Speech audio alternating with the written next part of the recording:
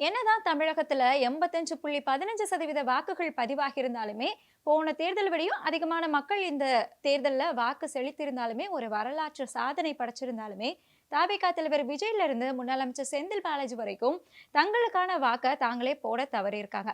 ஆனா எல்லா பூத்லயுமே எங்கடா விஜய் போட்டோவ காணோம் அப்படின்னு சொல்லிக்கிட்டு ஒரு பக்கமும், இன்னொரு பக்கத்துல தாவேகா இளைஞர்களையும், பெண்களையும் காவல்துறை அதாவது காபந்து ஆட்சி இருக்கும்போது காவல்துறையே வந்து வாக்கு போட விடாம தடுத்ததாகவும் ஒரு குட்டி கலவரமே பண்ணியிருக்காங்க.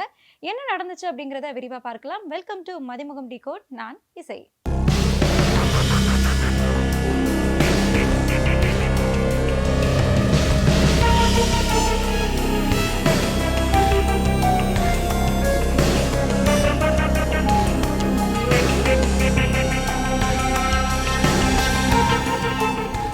டயா பூஸ்டர் சுகரை கண்ட்ரோல் பண்ணும், உங்க ஆரோக்கியத்தை மீட்டு தரும். சர்க்கரையை கட்டுப்படுத்துறதுக்கான எளிமையான வழிமுறை, இயற்கையான வழிமுறை. அனைத்து மருந்து கடைகளிலும் கிடைக்கும். 2026 சட்டமன்ற தேர்தல் ரொம்பவே பரபரப்பாவே நடந்து முடிஞ்சிருக்கு. கடந்த தேர்தல் விடையும், அதாவது 2021 தேர்தல் விடையுமே அதிகமான வாக்குகள் இந்த முறை பதிவாகியிருக்கு. அதாவது மொத்தமா 85.15% வாக்குகள் பதிவாகி இருக்கதா தலைமை தேர்தல் அதிகாரி அர்ச்சனா பட்நாயக் அவர்கள் வந்து தெரிவிச்சிருக்காங்க. எஸ்ஐஆருக்கு அப்புறமா மொத்தமா 5,73,43,291 வாக்குகள் நம்ம தமிழகத்துல இருந்தது. இதுல ஆண்கள் அப்படின்னு பார்த்தோம்னா 2,80,30,658 வாக்குகள் ஆண்களுடையது.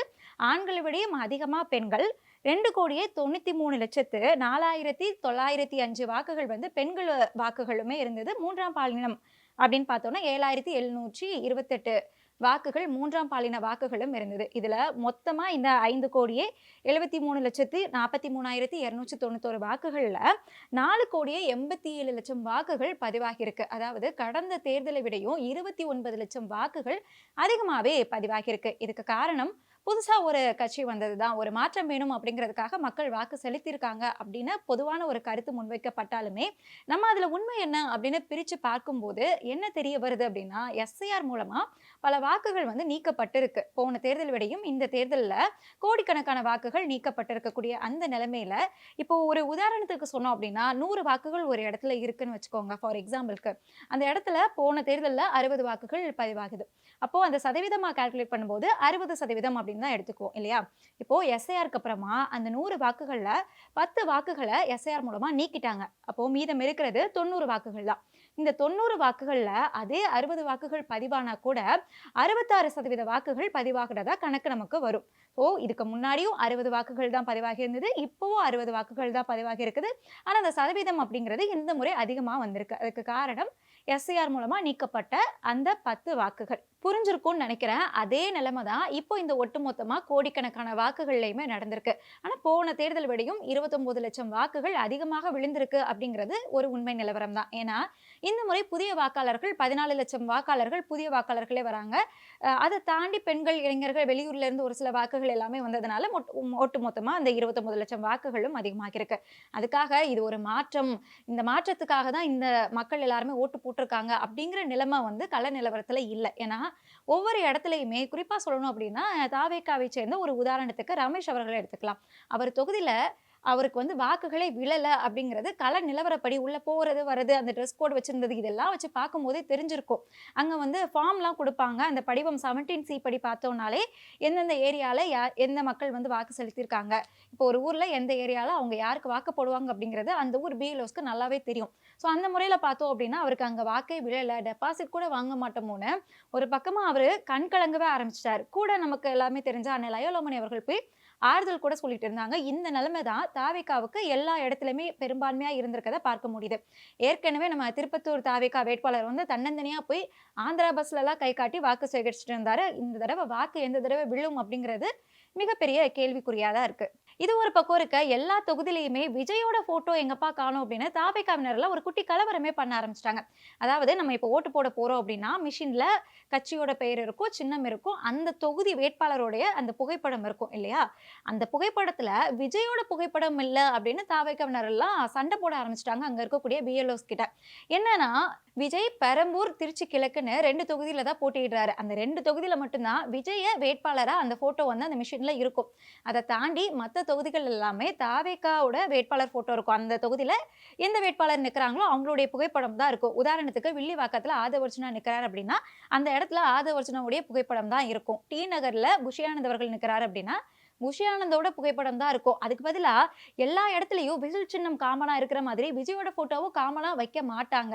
அது வந்து தேர்தல் நடத்தை விதி கிடையாது. இதுதான் ரூல்ஸ். இந்த ரூல்ஸ் கூட தெரியாம எங்கப்பா விஜயோட போட்டோவை காணும், எங்க விஜயை வந்து நீங்க புறக்கணிக்கிறீங்களா, இப்ப கூட நீங்க விஜயை வந்து முடக்குவீங்க ஒடுக்குவீங்கன்னு சொல்லிக்கிட்டு தாவேக்காவினர் எல்லாமே ஒரு அறியாமையில ஒரு குட்டி கலவரம் பண்ணி அது ஒரு பக்கம் வந்து சர்ச்சையா போயிட்டு இருக்கு. இன்னொரு பக்கம் ஓட்டு போட்டு முடிச்சுட்டு வந்த கையோடையே ஆதவர்ஜுனா வழக்கம் போலயே கலவரத்தை தூண்டிவிட ஆரம்பிச்சிட்டாரு. அதாவது தாவேக்காவை சேர்ந்த இளைஞர்களையும் பெண்களையும் காவல்துறை வந்து ஓட்டு போட விடாம தடுத்ததா ஒரு பிரஸ் மீட்டை கொடுத்து அந்த மக்கள் கிட்ட தாவேக்காவினர் கிட்ட ஓகே உங்களை வந்து தடுக்கிறாங்க அப்படின்னு தனக்குத்தானே நம்ப வச்சிருக்கிறாரு ஆதவர்ஜுனா. இதுவும் ஒரு பக்கமா போயிட்டு இருந்து இந்த கலவரங்கள் எல்லாமே ஒரு சின்ன சர்ச்சையா போயிட்டு இருந்தாலுமே நம்ம முக்கியமா கவனிக்க வேண்டியது என்னன்னா நட்சத்திர வேட்பாளர்கள்னு அறியப்பட்டவங்க யாருமே தங்களுக்கு தாங்களே ஓட்டு போட முடியாத அந்த ஒரு நிலைமை வந்து இந்த தேர்தலில் உருவாகி இருக்கு. குறிப்பா தாவேகா தலைவர் விஜய் பெரம்பூர் திருச்சி கிழக்குன்னு 2 தொகுதிகளில் போட்டியிட்டாரு இல்லையா? இந்த 2 தொகுதிகளிலுமே விஜயால ஓட்டு போட முடியல. அதாவது விஜய் வந்து நீலாங்கரையில தான் அவரோட வாக்கை வந்து பதிவு செஞ்சிருக்காரு. அதே மாதிரி இன்னும் பல கட்சி தலைவர்கள் எல்லாமே அவங்களோட வாக்குகளை தனக்குத்தானே போட முடியாத அந்த ஒரு நிலைமை தான் உருவாக்கி இருக்கு.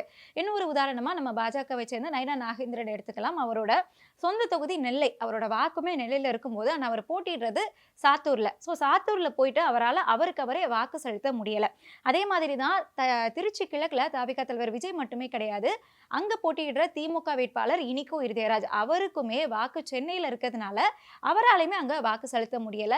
இன்னொரு பக்கம் அதிமுக வேட்பாளர் ராஜசேகரன் இவருக்குமே வாக்கு திருச்சி மேற்குல இருக்கு. அதனால திருச்சி கிழக்குல திமுக அதிமுக தாவேக்கான அங்க நிற்கக்கூடிய வேட்பாளர்களே தனக்குத்தானே வாக்கு செலுத்த முடியாத அந்த நிலைமை தான் இந்த தேர்தலில் ஏற்பட்டிருக்கு. இது மட்டும் இல்ல, லால்குடி தொகுதி வந்துட்டு இந்த முறை ரொம்ப அதிகமாகவே பரபரப்பாகவே பேசப்பட்டுச்சு. ஏன்னா இருக்கிற தொகுதிகளிலேயே பணக்கார வேட்பாளர் போட்டியிடுறது லால்குடியில தான். அங்கே வந்து ஒரு வாக்குக்கு 25,000 வரைக்கும் கொடுக்கறதாகவும் சொல்லப்பட்டது. ஸோ அப்படி இருக்கிற அதிமுக வேட்பாளர் லீமா ரோஸ் இருக்காங்க இல்லையா, அவங்களுக்கு ஓட்டு போட முடியலை. ஏன்னா அவங்களோட ஓட்டு கோவையில் பதிவாகியிருக்கு. அதே மாதிரி அதே தொகுதியில் போட்டியிடக்கூடிய தாவேகா வேட்பாளர் கிருஷ்ணன் அவருமே அவருடைய வாக்கு வந்து ஸ்ரீரங்கத்துல தான் பதிவு செஞ்சிருக்காரோ தவிர லால்குடி தொகுதியில அவங்களால வாக்கு செலுத்த முடியல. அதே மாதிரி துறையூர்ல காங்கிரஸ் வேட்பாளர் லெனின் பிரசாத்துமே ஸ்ரீரங்கத்துல தான் அவருடைய வாக்கு பதிவாகி இருக்கு.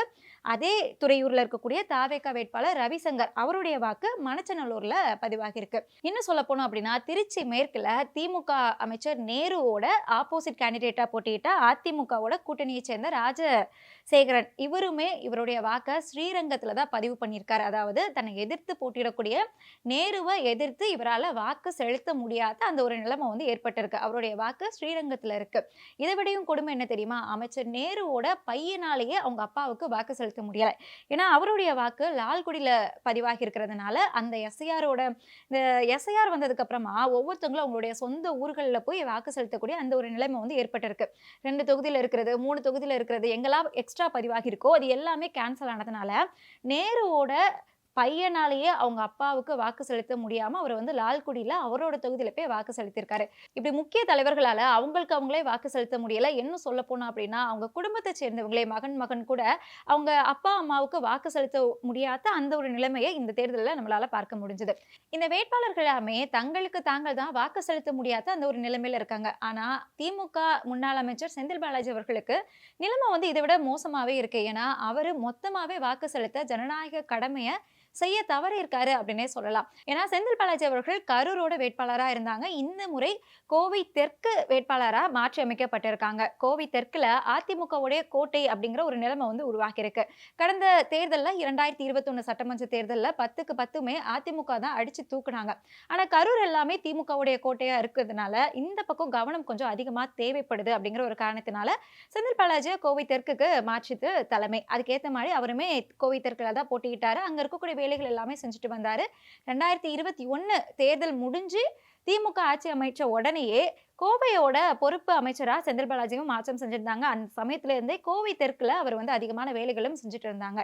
இப்போ செந்தில் பாலாஜியை கோவை தெற்குக்கு மாத்தினதுனால கோவை தெற்குல போட்டியிட இருந்த வானதி ஸ்ரீனிவாசன் கோவை வடக்கு தொகுதிக்கு வந்து மாற்றப்பட்டாங்க. கோவை வடக்குல போட்டியிடலாம் அப்படிங்கிற ஒரு எண்ணத்துல அங்க இறங்கி வேலை செஞ்சுட்டு வந்த அண்ணாமலையே வந்து எந்த ஒரு வாய்ப்புமே கொடுக்கப்படாம அவருக்கு வந்து நாமம் தான் கொடுக்கப்பட்டது. இந்த நிலைமையில செந்தில் பாலாஜி அவர்கள் கரூருக்கு போய் வாக்கு செலுத்திட்டு திரும்ப கோயம்புத்தூருக்கு வருவாரு அப்படின்னு எதிர்பார்க்கப்பட்ட நிலைமையில செந்தில் பாலாஜி அவர்கள் கரூருக்கு போகவே இல்லை. மொத்தமாவே கோயம்புத்தூர்லயே தங்கிட்டாரு. இதுக்கு காரணம் என்ன அப்படின்னு திமுக நிர்வாகிகள் கிட்ட கேட்கும்போது, கோவையில ஏதாவது ஒரு கலவரத்தை ஏற்படுத்தலாம் அப்படிங்கிற ஒரு எண்ணம் ஒரு பக்கமாக இருந்ததாகவும், இன்னொரு பக்கத்துல காலையிலேயே அந்த பதட்டம் வந்து ஆரம்பிச்சிட்டதாகவும், அதனால அங்க இருந்து கூடவே இருந்து அந்த களப்பணியை வந்து பார்க்கணும், கள நிலவரம் என்ன அப்படிங்கிறத கூட இருந்தே கண்காணிக்கணும் அப்படிங்கிற ஒரு காரணத்தினால செந்தில் பாலாஜி கரூருக்கு கூட போகாம கோவையிலே இருந்து எல்லா வேலைக்கும் பார்த்துக்கிட்டதா திமுக நிர்வாகிகள் சொல்லியிருக்காங்க. ஆனா ஆக மொத்தத்துல கரூருக்கு அவரு போக முடியாத அந்த காரணத்தினால அவரால வாக்கு செலுத்த முடியாவும் போயிடுச்சு. இன்னொரு பக்கம் வாக்கு செலுத்தின ஒரு சில